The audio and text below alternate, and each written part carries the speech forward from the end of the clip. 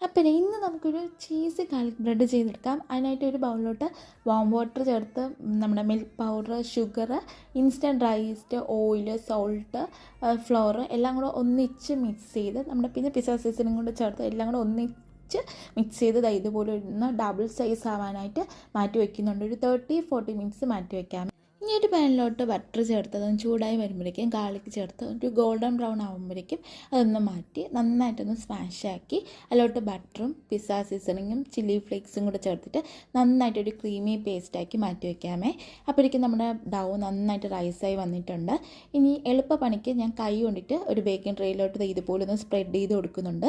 എന്നിട്ട് 4 ചുറ്റും ഇതുപോലെ ഒന്ന് കട്ട് ചെയ്ത് കൊടുക്കുന്നുണ്ട് മിഡിൽ പോർഷൻ വിട്ടിട്ട്. ഇനി നമുക്ക് ആ ഒരു ബട്ടർ പേസ്റ്റ് ഇതുപോലെ ഒന്ന് അപ്ലൈ ചെയ്ത് മിഡിൽ പോർഷനിലായിട്ട് ഗ്രേറ്റ് ചെയ്ത് വെച്ചിരിക്കുന്ന മൊസറല്ല ചീസ് ഫില്ല് ചെയ്ത് ഇതുപോലെ ഒന്ന് ഫോൾഡ് ചെയ്ത് ഒരു 50-20 മിനിറ്റ്സ് 200 ഡിഗ്രിയിൽ ബേക്ക് ചെയ്തെടുക്കുകയാണെങ്കിൽ നല്ല സോഫ്റ്റ് ആയിട്ടുള്ള ചീസി ഗാർലിക് ബ്രെഡ് റെഡി ആയിട്ട് കിട്ടും. Bye bye, thank you for watching.